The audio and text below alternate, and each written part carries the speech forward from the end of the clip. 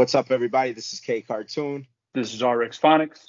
We are the Audio Apes, and this is a current news breakdown. We are going to give you a breakdown of the indictments, the charges that stemmed from the Breonna Taylor shooting, killing, or the lack thereof, really, because there were no well, I wouldn't say that the charges weren't significant, but they definitely weren't what people were hoping for.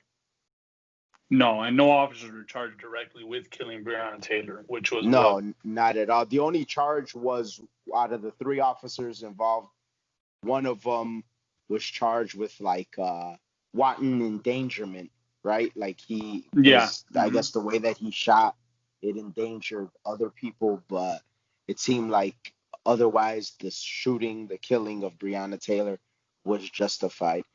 Yeah. Now, what I find kind of interesting about this particular story or case, if you will, this was the first time in a very long time that I didn't find myself enthralled by a high profile case, like the way that I've broken down George Floyd, the way that I've broken down the Laquan McDonald situation, Eric Garner, Alton Sterling, like all these different situations. This particular one, I didn't find myself very enthralled with. And to be honest, like I would say me even knowing anything about this to the magnitude where I can talk about it really is to the credit of you, Big Baby, and Vince, because like you guys kind of were like giving out some good information. And then I remember Big Baby not that long ago, which for people that know, Big Baby's one of our friends that we grew up with, but he had posted something from the Tatum report, which Officer Tatum, he has his YouTube channel. Yep. And what's so crazy is that was like Pulitzer Prize winning shit on the Tatum report. Like no mainstream media outlet was talking about it or anything like that. Then some of the stuff that Vince had came up with, and then Vince had shot out a text talking about the history behind no-knock warrants and stuff like that. And then you pretty much yesterday called it as far as like what you thought the outcome would be. And like you were spot on because no indictment stemmed from the actual killing of Breonna Taylor. What did come from it, I mean, anybody could have missed that. It was just some kind of more so logistical charges or indictment, but nothing on the grand scale of what people were looking for. Yeah, and you know the sad part, and actually before I do anything, I want to give credit to AK Nation News because they actually took the Tatum report transcripts, and those were the videos that literally broke down every single aspect of it, like even the boring stuff of the whole transcript. So that's where I found out, like, because when I actually looked for the transcripts on all the situation, it's like people were talking about it and there was articles about it, but it was like independent outlets. And then it's like sometimes I would click the transcripts and then it was like, oh, you have to pay. So shout out to them because they actually had the transcript, they had the screenshots, and it really helped out. Another thing, very sad because even to this day, right now, I'm looking at Twitter, right? It says no officers were charged directly with the killing of Breonna Taylor. Then the little bullet points. One former officer was charged with wanton endangerment. As we know, two other officers who fired shots were not charged. Protests have begun in response to the grand jury's decision. You know that was coming. And then Taylor was killed in her own home when 3 Louisville police officers executed a no-knock warrant. That is a falsehood. From day one, that has been a falsehood, right? Till today, we've had a long time where people have been talking about this situation, and they still say it was a no-knock warrant. When in the transcripts, they say it themselves. Neighbors say it themselves. Well, I guess that's kind of like a technicality because technically it was a no-knock warrant. They just didn't effect it. Like they had the no-knock warrant. You get what I'm saying? Yes. So I guess it depends and they still knocked.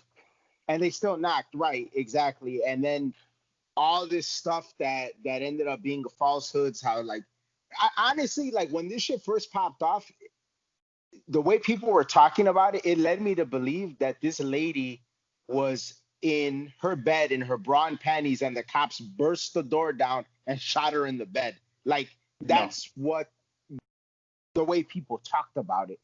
And Yeah. then like the information comes out and you see that that's not the case.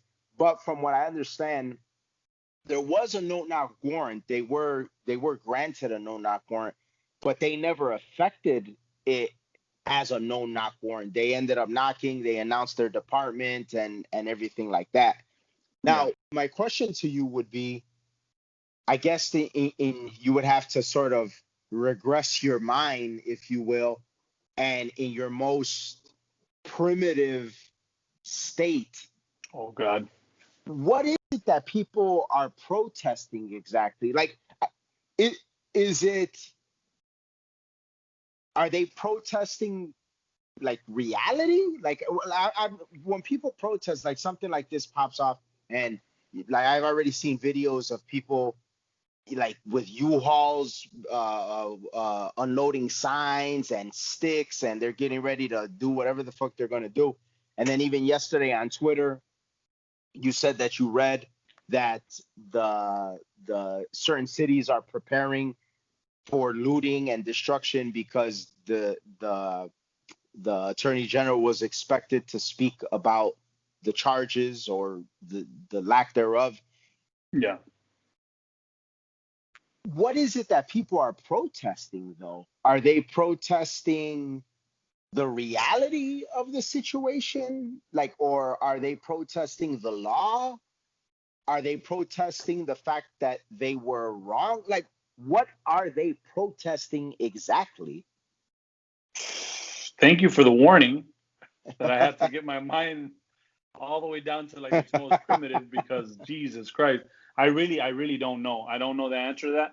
But I can say this: the fueling that backs this type of fervor, right? Of, oh, we gotta protest, we gotta do this, is media. Media is not doing their job. Mainstream media is not doing their job. I don't want to say media because I've seen a lot of independent reports. People like you and me who are commentators, people who do more so the blogging aspect of things on an independent side. We're doing our due diligence. And I mean, how is it that we're, I mean, this stuff is out there. The transcripts are Yeah. out there. So none of this is being shared. You see the aftermath of the George Floyd situation.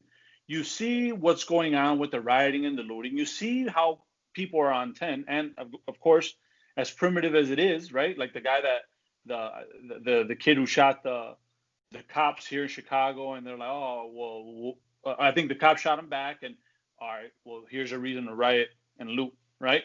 And of course, people are going to protest, even though it's quite possibly the dumbest thing. Now, am I saying that Breonna Taylor should have been shot and killed? Hell no. You don't deserve that. Like, she didn't shoot at the cops, but in the transcripts, it shows that, what was it, Kenneth Bradley, I want to say, or Kenneth Walker, who was in the house, shot at the police. And it's so ridiculous because if you look at the transcripts, a lot of the information we're getting is literally from the phone calls between her. I guess it was like her, kind of like her boyfriend, which was Glover, who was part of the drug operation that they had going on, Uh-huh. and then the people that he was cool with. So, and within those conversations, you basically gather that Breonna Taylor was the money man of the whole operation. So she didn't do anything when it came to the drug dealing aspect, like dealing drugs. She just held the money. She distributed the money. She did what she did, and you get that from those conversations. But in those Which conversations, oh, go ahead. which these details that you're talking about right now, while it doesn't make it where one would say, oh, she deserved to die or anything like that. But it really does disrupt the media narrative that she was just this innocent, clean hands, not involved in anything Yeah, person, you know? Yeah, and where is this?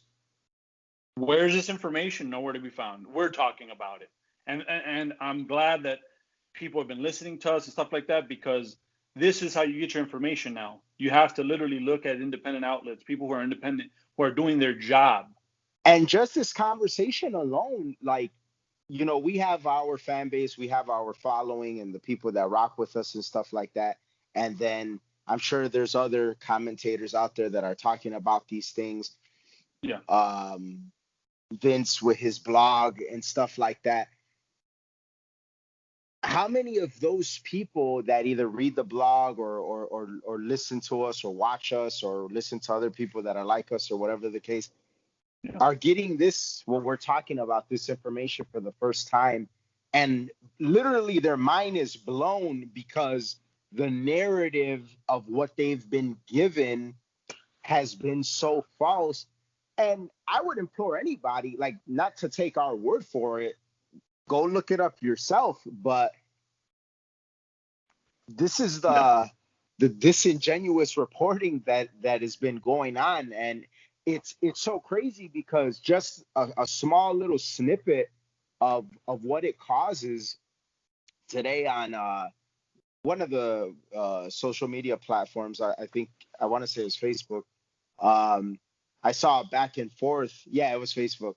I saw Yeah. a back and forth between one of our friends and a bunch of people talking about this particular situation. Oh, Lord. And the amount of people that have it in their mind that justice is not being served, but yet substantiate nothing as to why justice is not being served. It's like, all right, I am down and I will walk with you down the road of justice not Yeah. being served if you can provide the lantern and the guidance and the light as to why it's not being served. But you don't say it, you have nothing. Oh, it's not being served. And then one thing that I think we all ought to do is give credit to the AG of it's a Louisville, right? Yeah. Louisville, Louis, Kentucky. Yep. yeah. The way that he did the presser, the way that he conducted himself, people are gonna be, oh, he's a Republican, fuck dude, whatever the case, because that's how people think. But remove the politics from it, like he did it the right way, as opposed to the Yes. way the mayor of Atlanta did the press conference with that whole situation, with the Rayshard Brooks situation, or the Yeah. AG over there did it, and then now, well, dude got voted out. Fuck, dude, like he deserves to lose his job. Yeah. But the way they conducted themselves in these press conferences versus how this guy did it, And they didn't uh, rush it. And they didn't rush it. no, That's definitely didn't rush it. Like yes. I, I, I would even say they probably took more time than they needed, but that's better to do it that way than fucking the incident pop off today and tomorrow at the same time all the charges and everything is out there and the media is talking about it and it's just uh, uh bad charges or overcharged, and then we have a whole fiasco that would probably end up happening anyway. But it takes away whatever justification some of these looters and rioters have when Yeah. an AG talks about it, which is an attorney general, when they talk about it as poised and as informative as the way that he did. And I Yeah. can't think of his name off the top at the moment, but when you go about it the way that he did, even the people that are still gonna riot and loot and do whatever they're gonna do, it takes away the justification from it because the information was presented. Yeah. Yeah. And I mean, again, they did their job. And honestly, how long the transcript has the transcripts on a lot of these conversations, even the investigation. A lot of people don't even know that it was December 3rd, 2016, and it's a report. I'm looking at it right now. Matter of fact, I'll read it. So when you get the transcript, it starts 2016. Stuff is redacted or whatever, and basically kind of giving you the gist of it. This is what we find out. If you His actually look name at the is the information. AG. Just before you go on, is Daniel Cameron. That's the Daniel Attorney Cameron. General. I love a dude who knows how to do his job. So this is like how just you reading the transcript just from this alone, you're like, oh boy. 12/03/2016. Again, 2016. Shooting happened 2020. 4 years. That means there was a 4-year investigation. Anyway, LMPD, so the Louisville Police Department, homicide unit, learned that the vehicle, their most recent victim, Fernandez Bowman, was found in was a rental and had been rented by Breonna Taylor with an address of 3003 Springfield Drive, number 4, Louisville, Kentucky, blah, blah, blah. At approximately 0530 hours, Detective Y. Baker and Jay Speaks went to Miss Taylor's address to conduct an interview regarding any knowledge that she may have that would be relevant to the homicide investigation. Upon contact with Miss Taylor, detectives observed a male in the apartment with her, identified as Jamarcus Glover. He's the guy who's locked up, who's been talking to the people out there, and how we're finding all this out because they snitched on each other. Miss Taylor stated that she did not know the victim and that she found out what had possibly happened from her boyfriend, Jamarcus Glover. Ms. Taylor stated that she had been dating Jamarcus Glover for approximately 3 to 4 months and allowed him to drive her rental car. Ms. Taylor provided detectives with a contact number of, and then it says redacted, the same number Jamarcus Glover provided during some incident. And then from there, they were like, okay, this seems kind of weird. He had the car, supposedly. We're going to start an investigation. And, they did what you do when you investigate. You watch. They put a camera on the block, pointed at her house, right? It wasn't a mistaken house that people keep saying, oh, it wasn't even the right house, because during the beginning of all this is what we were getting, was it was a wrong house. Yeah. And then we realized it was a right house. But then, she was sleeping. She didn't do anything. And then you start seeing little bits and pieces that the mainstream media purposely leave out because, of course, they want to see everything burn. And we'll see everything burn. And so that's just, please read the transcript, people. And then you'll see for yourself what went on. Again, 3 times they mentioned what happened. Dude shot at the cops. She got shot. She was in between. 3 times they mentioned it on the phone. Then they talk about where like, well, where's the money at? Oh, it's at her place. The police didn't get it. Just everything. I mean, you find out everything from these guys. They paint the whole picture for you. It's just astounding, really. But I mean, I guess super crazy stuff. It's going to be interesting, like the social media firestorm that comes from this. I mean, Because obviously logical people that are interested in the law and how things work, they have their assessment and they essentially get the facts and they accept it for what it is. But when you end up having to have back and forth with people that for whatever reason just can't grasp that there are laws and there are certain policies and procedures that come along with those laws, that's where things start to get interesting. Because I mean, these are not children, these are adults, like, that are living and working in society, and it's like you think you would be a little bit more have a little bit better grasp of like reality and everything that comes along with that. But before we close out, 2 little like rapid fire topics that I wanted to get your take on.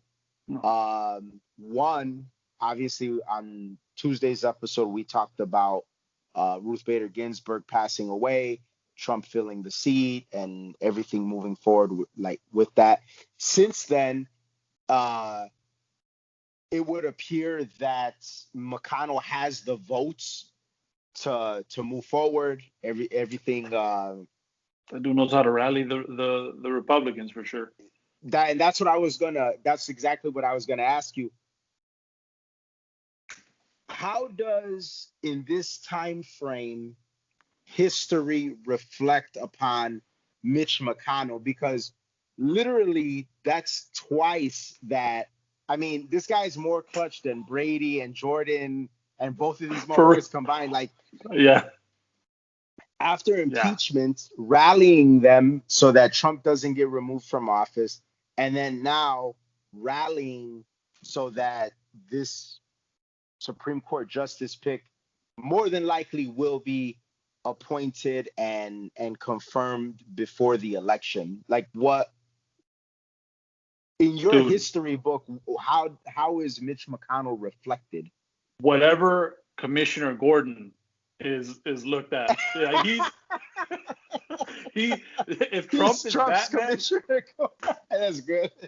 dude, seriously, like, because this shit That's is like good. some Dark Knight shit. Like these guys took the he'll go down that road. Fuck it, we'll take the fall because like we need to do you, this. you know it's funny that you said that because like I've been watching the Dark Knight trilogy recently, and then I watched some of the Batman animated series Yeah, recently, and then obviously I've been watching every so often the trailer for the Batman that's gonna come out next year, can't wait. and it seems like what's his name, Jeffrey Wright, I want to say that's the actor that's playing Jim Yeah, Gordon, which he played Narcisse in Boardwalk Empire, and he's had a lot of yeah, various roles. He's a pretty good actor. I don't rock yeah. with his politics too much, but his acting and his artistry, I fuck with, He's a beast. and it's badass because I really like the few lines that he delivers in the trailer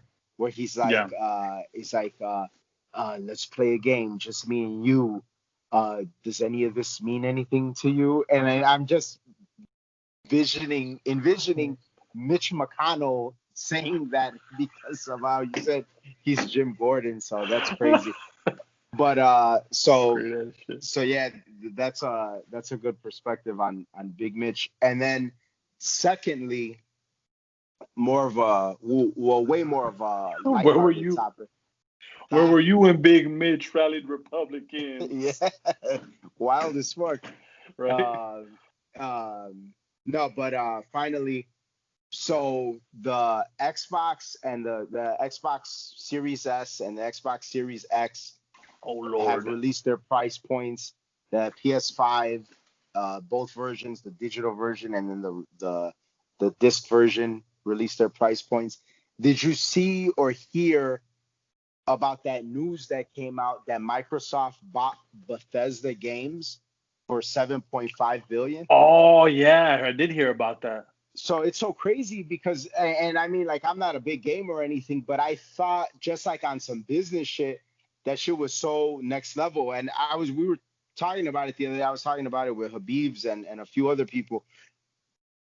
It's so crazy because I remember thinking in this time of like, Sony announcing like some of their launch titles and some of the capability that the PS5 is going to have, Yeah. and then Microsoft announcing their stuff, and thinking to myself, wow, Microsoft doesn't seem to give a fuck because they don't have no launch titles. Like you would think you're gonna release the new system with like a Halo or a Gears of War, something Yeah. somewhat exclusive, and then so it's like, damn, what's going on with Microsoft? And then next thing you know, they bought Boom. Bethesda, which that's the titles like Elder Scrolls, Doom, Fallout. So now like everybody's talking on some business stuff about how now all of these big titles could be Microsoft exclusives, which I don't know, like That yeah. would you imagine that Sony is like shitting bricks right now? Well, yeah, because the this so like the PS4 and the Xbox One and all that, like and Nintendo Wii and all that, basically everybody had a leg up over Xbox. That was the number one complaint for Xbox was like, well, the exclusive games for the PS4 as opposed to the Xbox One is just like a massacre, you know? Yeah, Like it's just you're getting God of War, you're getting The Last of Us, you're getting what's that the same makers from The Last of Us. I was just playing it too. Some like it's like a Tomb Raider game. I can't even think of the name. But I mean, they just have games. Aren't the Batman Uncharted. Arkham games also PS No, exclusives? but you know what? I think are they Bethesda or no? I don't know. Yeah, I but thought they I were, but I could be wrong.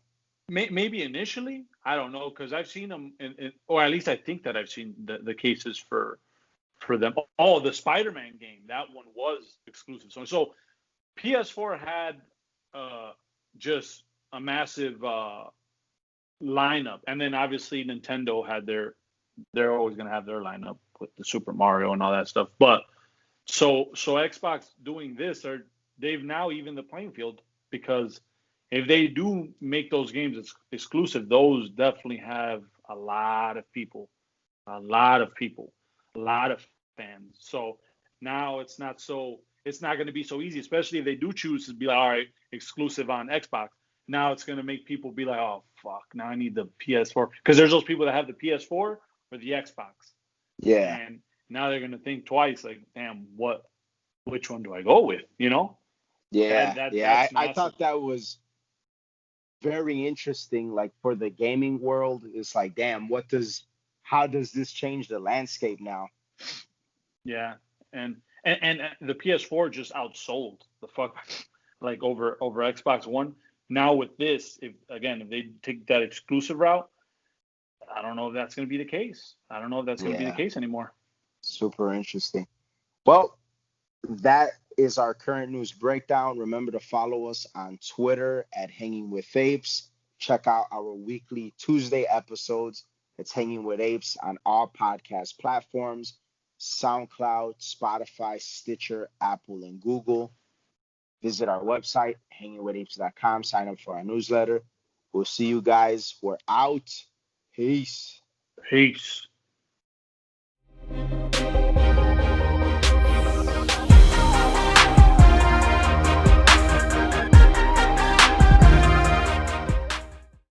If you like this stuff, make sure you check out our weekly Tuesday episodes on all major podcast platforms: Apple, Google, SoundCloud, Stitcher, and Spotify. And while you're at it, follow us at Hanging with Apes on Twitter.